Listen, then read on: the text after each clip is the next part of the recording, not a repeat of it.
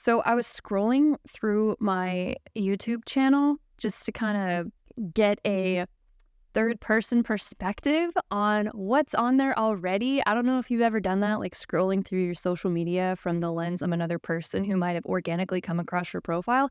That's basically what I was doing. And I was kind of surprised to see through this third person perspective that I didn't really have any videos out there about how I got to be a traditionally published author, which I feel like is a journey that many aspiring authors would be really interested in learning about. So let's just get into it and talk about my 5-year publishing journey. So let's just get right into it. So for me, this all starts with Yellowstone National Park. In fact, that's what my whole book is about, which I'll show you. This is my book. It's called The Finer Things Club, The Summertime Chronicles of a Yellowstone Housekeeping Employee, and I worked in Yellowstone starting at 20 years old for just a summer, so that was a total of 3 months, and then I went back again for a second season at 21 years old for another 3 months. So I was here for a total of 6 months. And as I was kind of going through the whole Yellowstone experience from the perspective of a young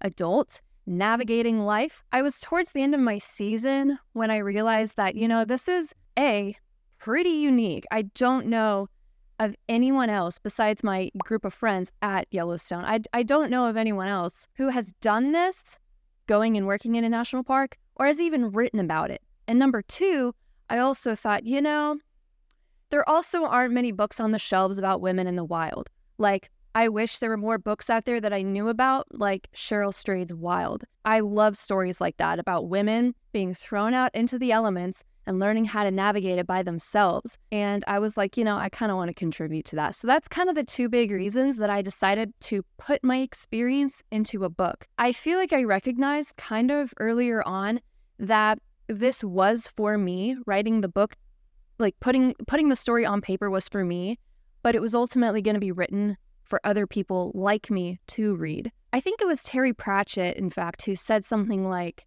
the first draft is just you telling yourself the story. And that's kind of what it was. And writing it took me probably a good year, I would say, just to get it on paper. Because mind you, I had come back from Yellowstone, back to my regular real life in the real world. And in the real world, I was finishing up college. I think I was a junior or a senior when I came back after my second season. And it was at the ripe age of 23 that I moved back into my parents' basement, got a job as a 6th grade teacher because that's what my academic background was in. My whole family, I came from 2 families. Both sides of my family were teachers, and I got a job in the real world. So for 10 months, I worked as a teacher, and it was an extended school year. So my school year went from August until June of the next year. So I was working easily 10-hour days when I was a teacher. It was a low-income school. I was at a Title I school, so we didn't have a lot of resources. I don't feel like I had a ton of support. So not only was I working 9 to 4 as a classroom teacher, but I was also coming in hours early and staying hours after, just trying to get caught up on everything from the day, as well as planning everything for the next day. So, there were days I was probably working 12, 13, at most 14-hour days on top of trying to navigate what it meant to be a writer. So whoever says writing a book is easy, I dare you to try it. I really do. I want you to work your full-time day job with all of your daily obligations and try to fit in another part-time job of writing your book in the middle of all that, and then we'll have a conversation. In fact, I tried abandoning my story multiple times. I was like, this is too much. Like, is this even worth it? Like, you're gonna have those kinds of thoughts in your head when you're writing a book. It's gonna be like, oh, this sounded so much better in concept than execution. I don't really want to keep working on this. I don't feel inspired. This isn't going anywhere, but that's part of it, right? It's like working out. If you have a workout routine or a workout regimen, you're not going to feel like going every day. In fact, I think it was Neil Gaiman who said that if you write only when you're inspired, you may be a fairly decent poet, but you're never going to be an author because you have to show up consistently as often as you can to be a writer. You want your muse to know that this is going to be where I'm at between the hours of 5 a.m. and 7 a.m. 5 days a week or every day or 3 days a week or whatever your bandwidth or schedule allows for. For me, I tried to write every day. I had a word count, I think, of like 800 or 1,000 words. And if I gave myself a good 2 hours in the morning, and I would wake up at 4:35 a.m., if I gave myself a good 2 hours in the morning, I would feel satisfied with the amount of word count that I had written on paper. And in fact, I think I went back and forth between writing on paper and writing on my laptop. But I tried abandoning it. And for whatever reason, this thing, voice, idea, muse, whatever in the back of my head was just holding me accountable. It was pretty annoying, actually, just how accountable I felt to finishing this book, just getting it written. In fact, I very, very recently learned the statistic, which was that 80% of people, and this is an old statistic, there's not really anything newer, so this is all I have to work with.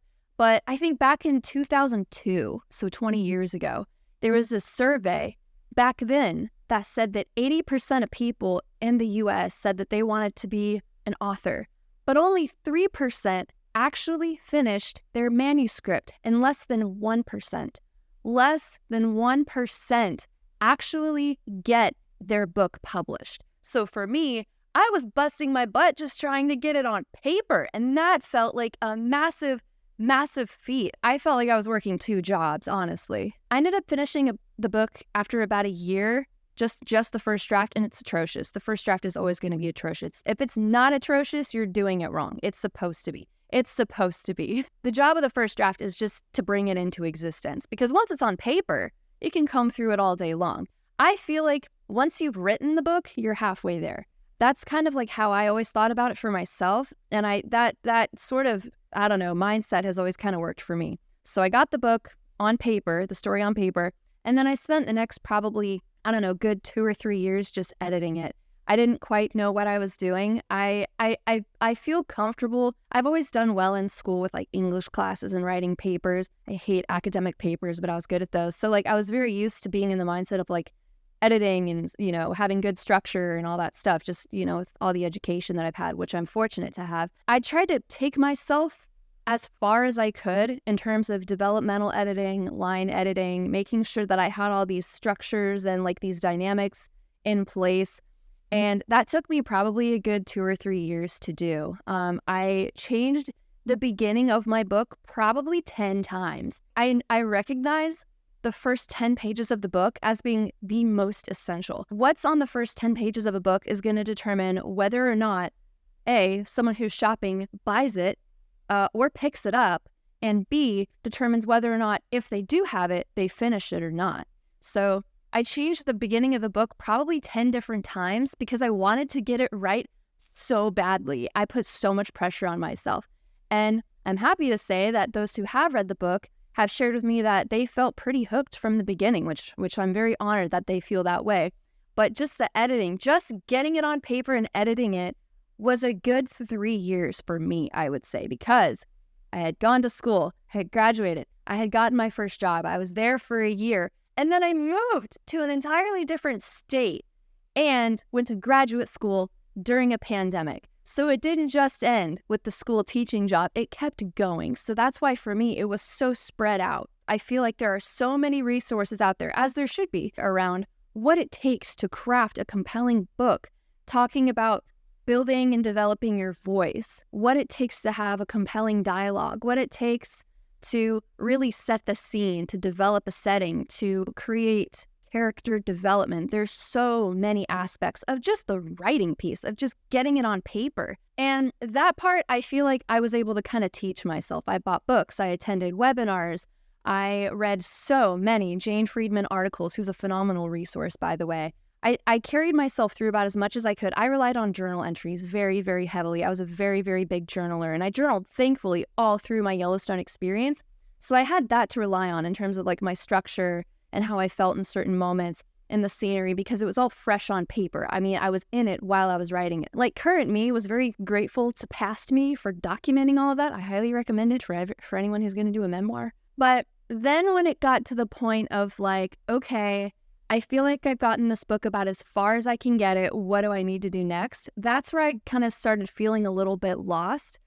And I had taken it to a developmental editor, which was good for me because I was really on the fence about it, because any kind of editor that you hire is going to be kind of expensive. But I did it anyway because I knew that getting professional feedback would not only help clean up my book a lot developmentally, but also it would tell me a lot of things that I don't know about myself as a writer. Because for me, my nose has been so close to the painting for so many years that I don't even know what other people are going to think about my own writing. I know what I think about it, but how other people are going to interpret it, habits that I have, things I'm great at, things that I'm not so great at, that's something that a developmental editor, if I hired them once, would be able to tell me, and I would be able to carry through with any other future projects that I would be doing. So I did that, but at the same time, I was sort of simultaneously teaching myself about the publishing industry. I started buying more books. I started attending more webinars about the business of publishing. What do I need to do myself to elevate myself professionally so that I can show up ready to grab an opportunity by the lapels and command it to work with me? How am I going to show up fully and professionally in order to capitalize on a future potential opportunity? So I began not only teaching myself, how to write a great memoir, but also what it takes to get people's attention so that they want to be emotionally and financially invested in helping me bring this book into real life. So that is where I developed a massive love of publishing. I love publishing. I love talking about the book business. I'll talk about it all day long. I've talked about it for hours. I've talked about it for free for years. And I love talking about it so much. It's now just become a straight up huge interest of mine, which, serves me and other authors like yourself really well.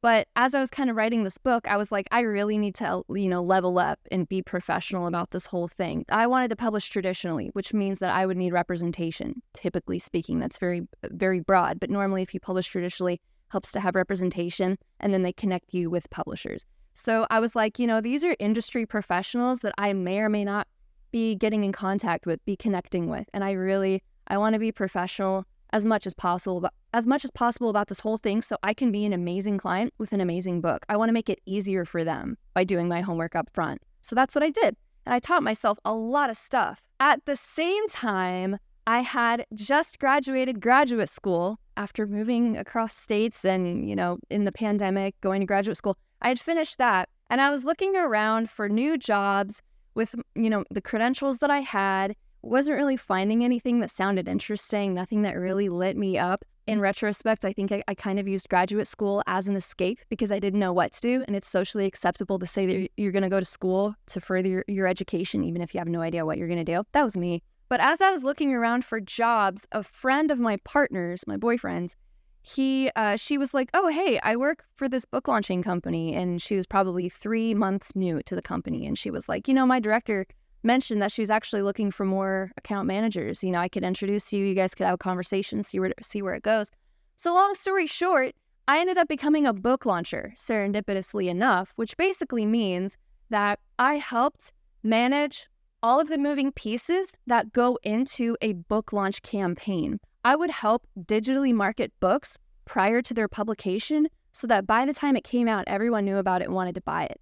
And this often happens in parallel with whatever publishing timeline they're working with, because the publisher, they're going to have their own way of doing things.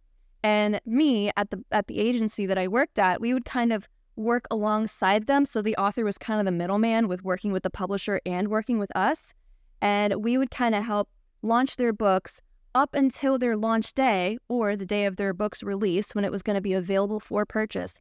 We would kind of do this big, huge buildup. So it was my job to manage all the pieces happening in those individual client campaigns for their books, if that makes any sense. And this is where I feel like the floodgates opened for me. I felt like I had everything at my fingertips. I had so many little golden nuggets of information. I had hundreds of documents and templates and resources and materials that not only educated me about book marketing and book promotion and how all of that worked and things that went into a book launch campaign, but also some more publishing stuff, like how hybrid presses work. Almost, I think every single author that I worked with through that job had published hybrid.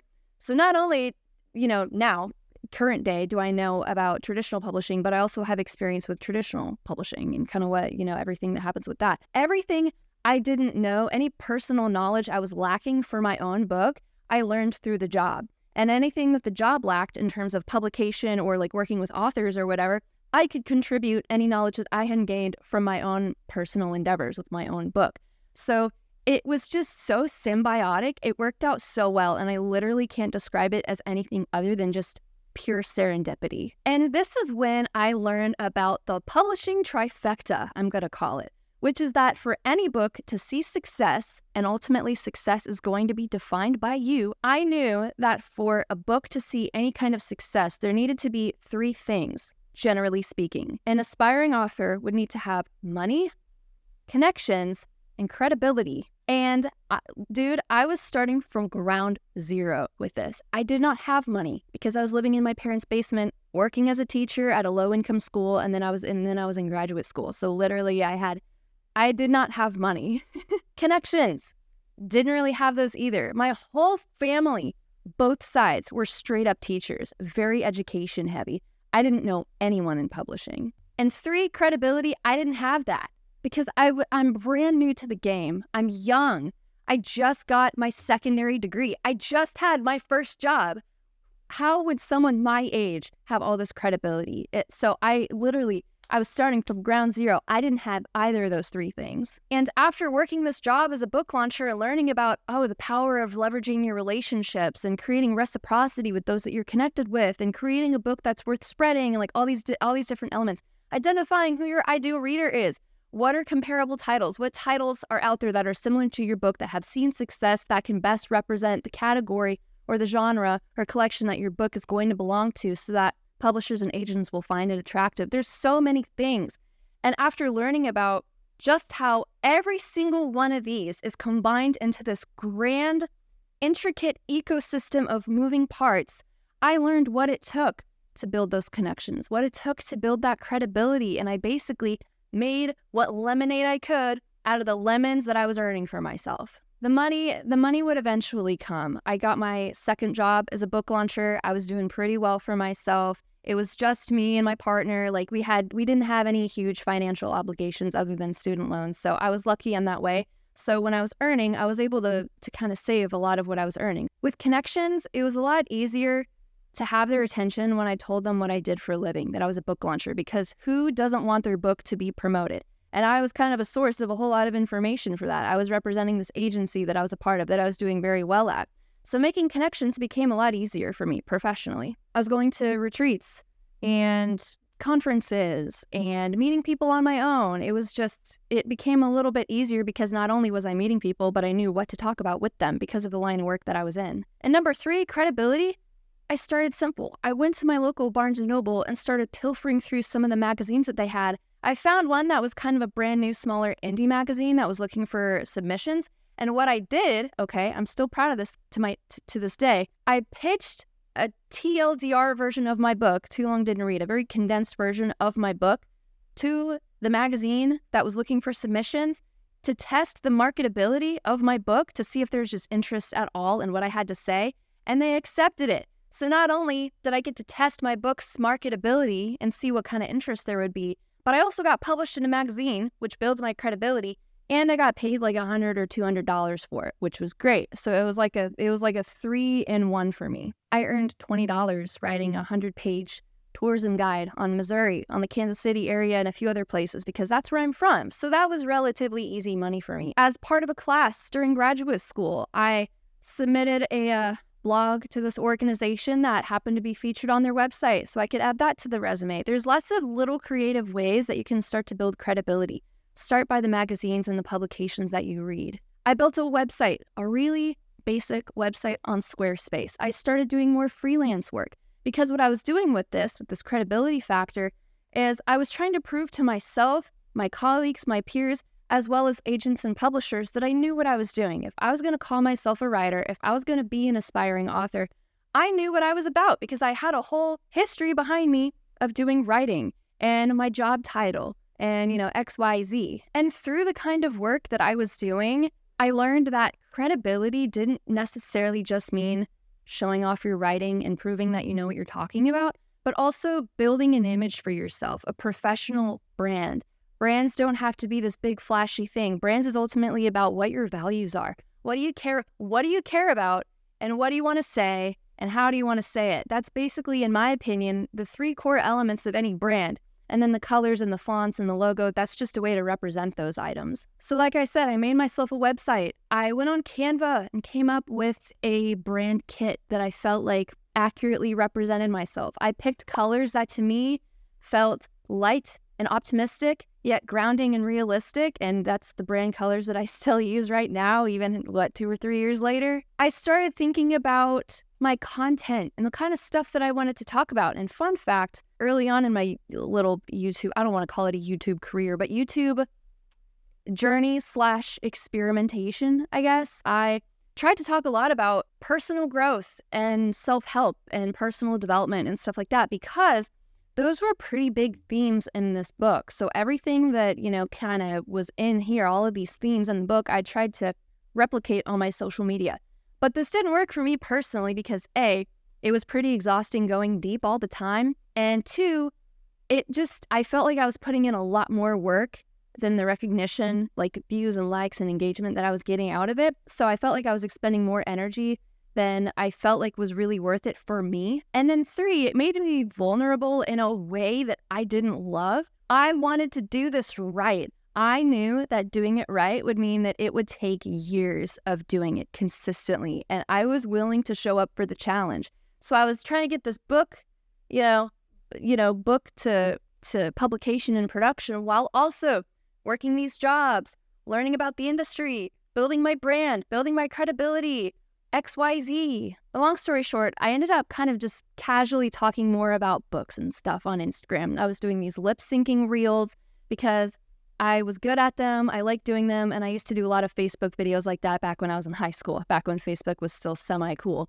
And I started to get a lot of attention. People were like, wow, you're really good at lip syncing. Oh my gosh, it's so funny. That's so relatable, which was great. And I'm like, okay, good to know that this is an interest that I, as well as a lot of other people, happen to share. And my reels started doing fairly well.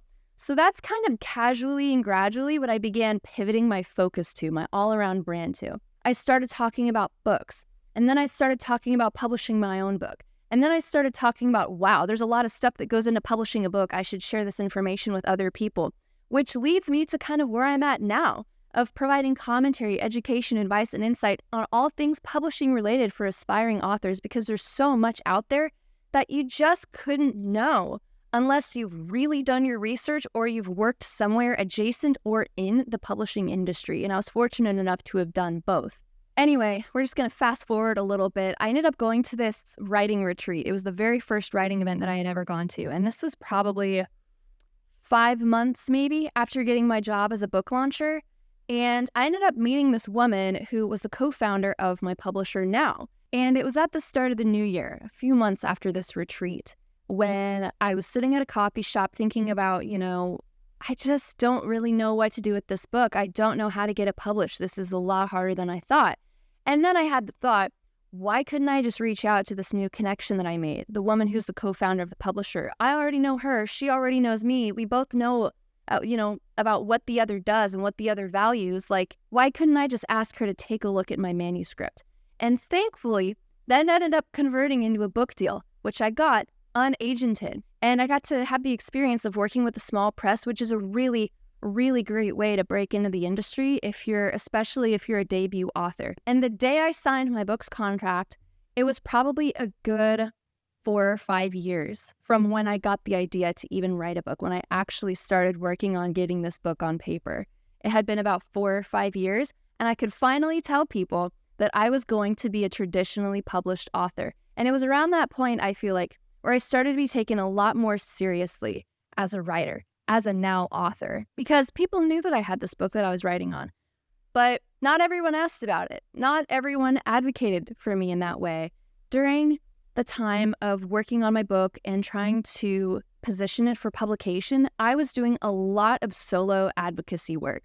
I had to vouch for myself in my book a lot, because people I feel like they don't always take you seriously when you say that you want to be an author, because 80% of people in the United States say that they want to be an author, but less than 1% of them actually get published. So I really understand where people are coming from. But I feel like once I made the announcement that, hey, I signed my contract, my book's coming out in June, then I felt like I started getting a lot of like, oh, wow, hey, did you hear she was writing a book? And I felt like I was being taken a lot more seriously. And since then, my memoir, The Finer Things Club, has become an Amazon #1 bestseller in multiple categories. And having learned everything that I've learned now, I know how much work goes into just getting your book to be considered for publication. Once you get the book deal, they've got a whole in-house team, a whole process. They're going to tell you what they need from you and what you need to do.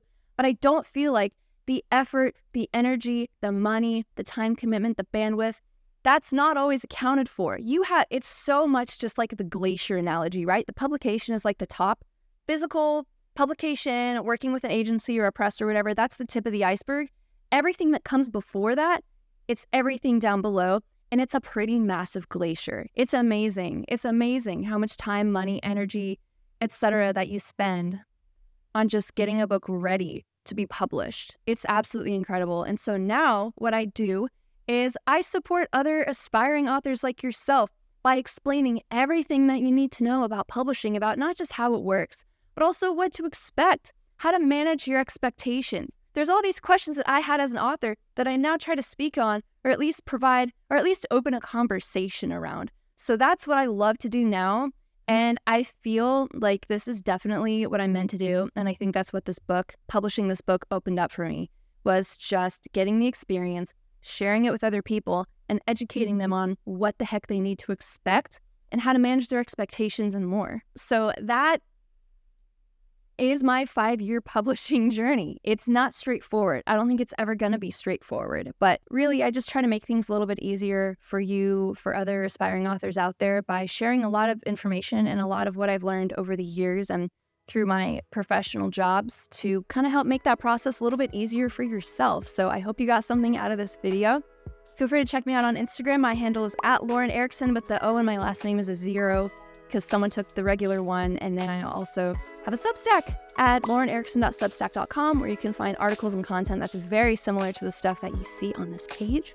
With that being said, I wish you lots and lots and lots of luck with writing your own book, getting your own book out there, promoting your own book. And if there's anything that you want to share, questions that you have for me, feel free to leave a comment down below. I'll do my best to answer them. So, hope you have a great day. Hope you learned something. Good luck. I'm really rooting for you.